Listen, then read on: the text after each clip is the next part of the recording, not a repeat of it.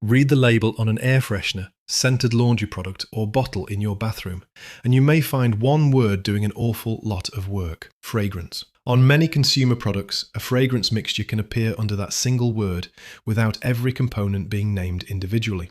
And researchers who analyse common fragranced household and personal care products found something very interesting. Across 25 products, they detected more than 100 different volatile compounds, while only a small fraction of the omitted ingredients appeared on product labels or safety sheets.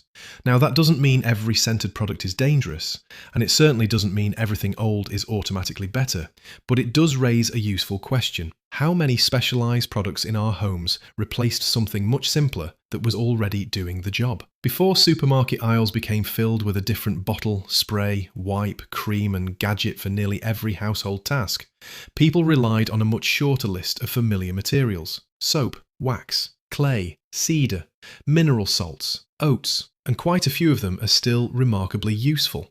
So today we're looking at 10 old-fashioned household staples worth bringing back, what replaced them, what the older option actually does well, and how you can realistically use it in your own home today. And stick around, because the final one brings us right back to that fragrance label we started with. Let's get into it. Number 10 is something so ordinary you may already have it beside your sink: plain soap. For generations, soap and water did the everyday work of washing hands, without any special antibacterial claim attached to the package. Then antibacterial consumer washes became a major business, with ingredients like triclosan marketed as an added layer of protection. But there was a problem. In 2016, the US Food and Drug Administration finalised a rule covering 19 active ingredients, including triclosan and triclocarbon, in over-the-counter consumer antiseptic washes. Manufacturers had not provided enough evidence to show that those ingredients were both safe for long-term daily use and more effective than ordinary soap and water at preventing illness. That is an important distinction. The FDA wasn't declaring that every antimicrobial ingredient in every setting was useless. Hospitals and specialised products are a completely different question. For ordinary household hand washing, though, the promised advantage of those particular ingredients had not been demonstrated. So the humble bar of soap wasn't made obsolete after all. And bringing this one back couldn't be simpler. Choose an unscented plain bar you tolerate well. Wet your hands, work up a proper lather, scrub thoroughly, rinse and dry. Sometimes the old solution survives because the basic chemistry was already doing exactly what we needed. The next one is another simple object, except the modern replacement is usually bright, plastic and hanging from a shower hook. Number 9 is Real Luffa, and I mean the plant. What most of us call a loofah is actually the dried interior of a mature fruit from the loofah plant, a member of the same family as cucumbers and squash. Once the fruit matures, dries and is peeled, what's left is an intricate network of plant fibres that works remarkably well as a scrubber. Compare that with the familiar synthetic shower poof, usually made from plastic mesh. The practical difference isn't that a loofah somehow detoxifies your body or protects you from every modern contaminant. It doesn't. The advantage is actually much simpler. A real loofah gives you a plant-based scrubber instead of a plastic one, and when its useful life is over, the untreated plant material is biodegradable. But there is an important catch here that often gets left out of natural living advice. A loofah stays damp easily, and anything that repeatedly collects water, skin cells and bathroom residue can, unfortunately, become a good place for microbes to grow. So don't leave a natural loofah soaked in the corner of the shower for months and assume that natural automatically means hygienic. Rinse it thoroughly after use. Squeeze out the excess water, let it dry completely in a well-ventilated place, clean it regularly, and replace it once it begins breaking down or develops an odour. The old option works, it just still needs old-fashioned common sense. The next forgotten material solved a kitchen problem long before anyone pulled a sheet of transparent plastic from a cardboard box. Number 8 is Beeswax Wrap. Plastic food wrap became one of the great kitchen conveniences of the 20th century. Pull off a sheet, cover a bowl, wrap half an onion, throw the plastic away when you're finished. I won't lie, it's incredibly convenient.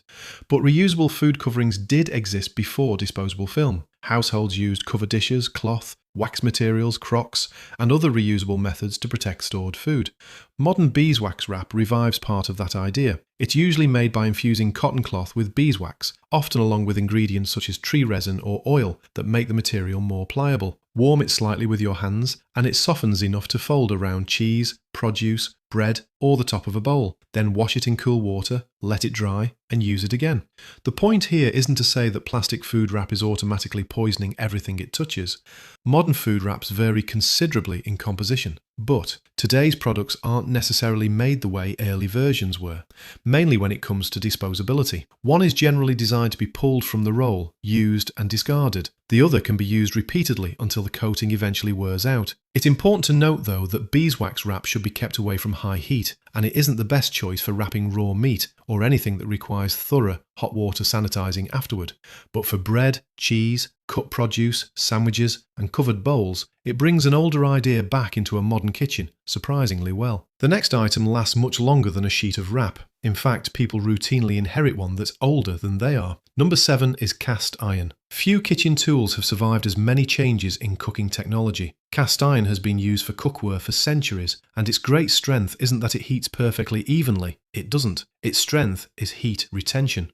Once a heavy cast iron skillet gets properly heated, it holds onto that heat well. That's part of what makes it so useful for searing meat, browning vegetables, baking cornbread, frying, and other jobs where a stable, hot cooking surface matters. Then 20th century kitchens embraced coated non-stick cookware because it solved another problem. It made cooking and cleanup easier. Older non-stick pans came with a concern we understand much better today. For years, a chemical called PFOA was used in the manufacturing process for some non-stick coatings. PFOA belongs to the larger PFAS family, sometimes called forever chemicals, and US manufacturers have since phased out its use. That doesn't mean every non-stick pan in your kitchen today is dangerous. Modern pans aren't made exactly the way those older ones were, and PFOA is not the same thing as the non-stick coating itself. But cast iron takes a completely different approach. There's no synthetic non-stick coating to wear away. Instead, repeated seasoning builds up a protective layer of cooked oil on the iron itself. With proper care, that surface becomes increasingly stick resistant, and the pan can last for generations. The next staple is stranger to most these days. It was removing grease from wool before anyone put stain remover into a spray bottle. Number 6 is Fuller's Earth. Workers known as fullers help turn freshly woven wool into finished cloth. The fabric still contained natural wool grease, dirt and oils from processing, so fullers washed and worked it using highly absorbent clay that helped pull the grease out of the fibres. That's actually where the name Fuller's Earth comes from. Now here's where this story gets interesting. The basic principle never disappeared. Related absorbent clays still show up in products all around us. Bentonite, for example, is used in some cat litters because it absorbs moisture, while Multani Mitti is still sold as a traditional cosmetic clay for face masks. They're not all chemically identical to Fuller's Earth, but they share the property that made this material so useful centuries ago. Certain clays are amazing at taking up oil and moisture. And fabric wasn't the only place people used them. We recently covered another old use of mineral clay in our video on 15 forgotten home remedies. I'll leave that one linked below and at the end of the video for you to watch after this. For a fresh grease stain, the principle is simple. Apply a suitable absorbent clay or powder to the spot. Let it sit and soak up some of the oil, then brush it away before washing the fabric according to its care instructions. Remember to test delicate materials first. And just to be clear, that doesn't mean you should dump cat litter on your best shirt. Keep in mind that different clay products are made for different jobs. Number 5 is cedar. Picture an old-fashioned closet, and you can almost smell it. Mothballs.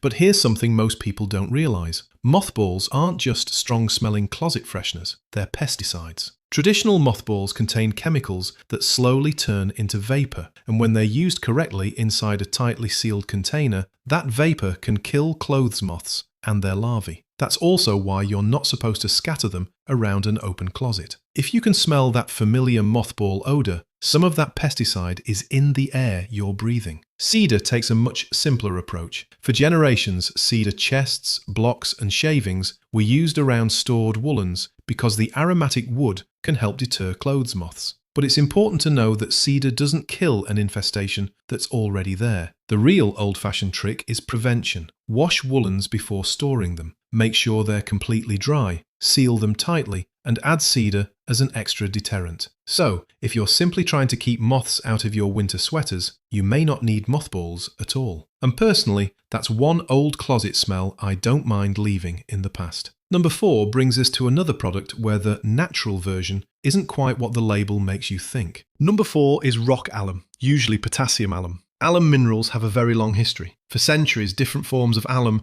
were used in textile making, leatherwork, grooming, and personal care. And one of those old uses is still around today. You may have seen what stores now call a crystal deodorant. Despite the modern-sounding name, it's really just a smooth mineral stone, usually made from potassium alum. You wet the stone slightly, glide it over clean skin, and let the mineral salts dry on the surface. But this is where the marketing can get confusing. Potassium alum contains aluminium. So if you've ever seen one of these stones advertised in a way that makes it sound completely aluminium-free, it might not be accurate. The more useful comparison isn't aluminium versus no aluminium, it's deodorant versus antiperspirant. A conventional antiperspirant is designed to reduce sweating. The aluminium salts in it temporarily form material inside the sweat ducts, which reduces how much perspiration reaches the surface of your skin. Rock Alum does something different. It doesn't stop you from sweating in the same way. Instead, the mineral salts left on the skin help create an environment that's less favourable to the bacteria responsible for much of the odour we associate with sweat. And that's an important distinction, because sweat itself isn't necessarily what smells. Much of that familiar underarm odour develops when bacteria on the skin break down compounds in perspiration. So an alum stone is mainly about controlling odour, not shutting down perspiration. If heavy sweating is what bothers you, an antiperspirant is specifically made for that job. But if you're comfortable sweating naturally and mainly want to control odour, Rock Alum is an old-fashioned option that still makes sense. To use it, wet the stone, glide it over clean underarms, rinse it afterward, and let it dry before putting it away. One stone can last a surprisingly long time because you're only dissolving a very thin layer with each use. So like a lot of products out there, this is one of those household staples that didn't disappear. It simply got repackaged under a modern name and sold at a higher price. Number 3 uses a very neat trick. Instead of removing the yellow from old white fabric, it changes what your eyes see. Number 3 is laundry bluing, and it works on a principle so simple that it almost sounds fake. White fabric doesn't always stay visually white. Over time, it tends to develop a faint yellow or dingy cast. Laundry bluing was used to counteract that effect. Historically, different blue materials were used, including indigo and later pigments such as Prussian blue. Why blue? Because a very small amount of blue visually counteracts yellow. Add the right amount to white fabric and the cloth can appear brighter and whiter to the eye without actually bleaching the fibres. That is the key difference. Bluing doesn't remove stains, nor does it disinfect the fabric, and it isn't a replacement for chlorine bleach in jobs where bleach might be appropriate. It's solving one particular problem. How do you make slightly yellowed white fabric look white again? Bleach relies on chemical oxidation. Bluing relies on colour theory and perception. And for whites that are basically clean, but have taken on that dull yellow cast, that old optical trick can still prove to be highly effective. Laundry bluing is still sold today, but the important part is dilution. Never pour concentrated bluing directly onto fabric, because it can and will leave blue spotting. Trust me, I know. Different products vary, so follow the label carefully, dilute it in water first, and use a very small amount in the appropriate part of your wash or rinse cycle. This might be one of the simplest forgotten tricks in the entire video. And number 2 is even more interesting, because an old-fashioned kitchen grain ended up earning a place in modern skincare regulation. Number 2 is oatmeal. Not breakfast oatmeal floating around your bathtub, colloidal oatmeal. Oat preparations have an extensive history of being used on the skin, but modern colloidal oatmeal is simply that old idea made more precise. The oats are milled into an extremely fine powder that disperses in water and can leave a thin protective layer on the skin. And unlike many traditional remedies whose reputation rests almost entirely on history, this one actually survived scientific scrutiny. Colloidal oatmeal is recognised under US over-the-counter skin protectant regulations. That's an unusual bridge between the old household remedy and modern evidence. And it makes a particularly useful contrast with something many bathrooms are filled with today: strongly fragranced bath products. A bath doesn't have to smell like tropical fruit, perfume, or a flower shop to do something useful for dry-feeling skin. For someone who prefers a simpler soak, a plain colloidal oatmeal bath is straightforward. Look for an unscented product with a short ingredient list, add it according to the package directions, soak for the recommended time, and pat the skin dry, rather than scrubbing with the towel afterward. And if you're tempted to make your own by grinding ordinary oats,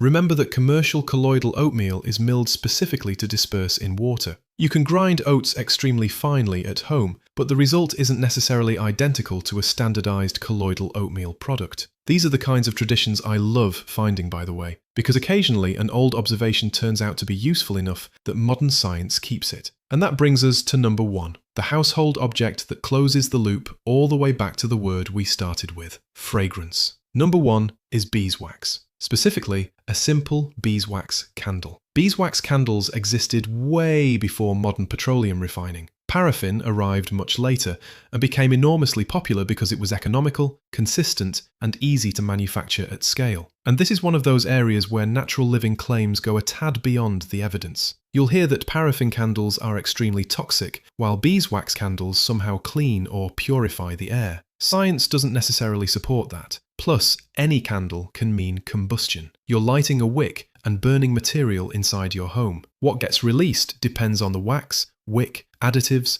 fragrance ingredients, dyes, burning conditions, and how well the candle is made and maintained. So I wouldn't tell you that an unscented beeswax candle somehow turns your living room into mountain air. The advantage you should be interested in is simpler than that: ingredient transparency. A plain candle made from 100% beeswax with a simple wick has an extraordinarily short ingredient list. And if you choose it unscented, there's no added fragrance mixture at all. That brings us right back to the beginning of this video. If you're trying to simplify what comes into your home, you don't always need to identify every supposedly frightening chemical in a modern product. Sometimes you can simply choose the version with fewer added ingredients. That could mean an unscented beeswax candle. The important distinction isn't natural candle good, modern candle bad. It's knowing what you're buying and deciding whether all those added scents and extras are doing anything you actually need. With beeswax, there's also something undeniably practical and traditional about the material itself. It's a byproduct of the beehive. It has been used for candle making for generations. Oftentimes, simplicity really is the key. So, there you have it. 10 old-fashioned household staples that are still worth knowing about. And if there's one question I hope you take from this list, it's this: what job does this product actually need to do? Because sometimes the answer is still the bar of soap, the cast iron skillet, the cedar chest, the blue bottle your grandmother kept beside the washing machine, or a piece of waxed cloth instead of another disposable sheet of plastic. You don't need to replace everything in your house this week. Just pick one that makes sense for your home. Try a Real Luffa instead of another plastic poof. Or the next time you buy a candle, turn it over and actually read what's in it. And if you'd like an easy place to start, we've put together a free guide called the Natural Living Starter Kit. It covers 50 practical traditional swaps for your kitchen, bathroom, medicine cabinet and home. It's simply a collection of useful older ideas you can look through and decide which ones still make sense for the way you live today. The link is in the description and the guide is completely free. Oh, and remember that video I mentioned earlier about forgotten home remedies? I've put it right here on your screen for you to watch next. Take care of yourself and we'll see you in the next one here at the Natural Living Library.